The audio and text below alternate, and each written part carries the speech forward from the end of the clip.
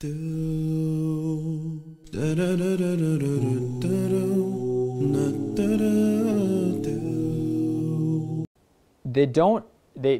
hear so much about Muslims and violence, ISIS and all this stuff. You look at the number of people ISIS, I don't like ISIS, okay? I don't support ISIS. There's lots of things they do that are absolutely unacceptable. But if you look at the number of people, let's say, that the Egyptian government now has in prison, number of people that the Egyptian government killed since the coup of 2013, I mean, you're talking about thousands and thousands of civilians. Maybe dozens of thousands of people in prison, wrongly being tortured and raped in prison. I mean, what's the difference between that and ISIS, really? I mean, you're talking about governments or organizations that kill thousands of innocent people, imprison or torture thousands of innocent people. But no one thinks about, all they hear is how bad ISIS. They don't think about other things that, so they're convinced that somehow Islam leads to these evils.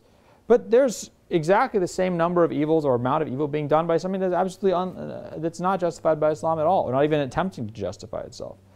So I think this is, ISIS exists because the United States invaded Iraq and destroyed all the institutions of that country and left it in a complete mess. That's a fact.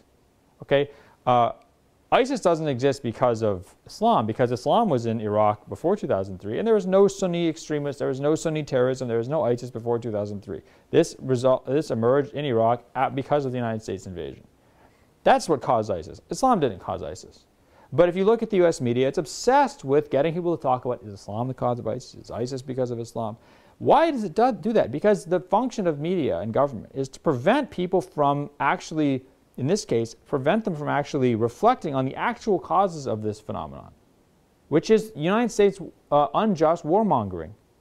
Because if people sat there and said, wait a second, we got talked into invading this country, it was a total disaster, now we have this ISIS business, then they might say, maybe we shouldn't go and invade countries the next time we're asked by our government to support a war.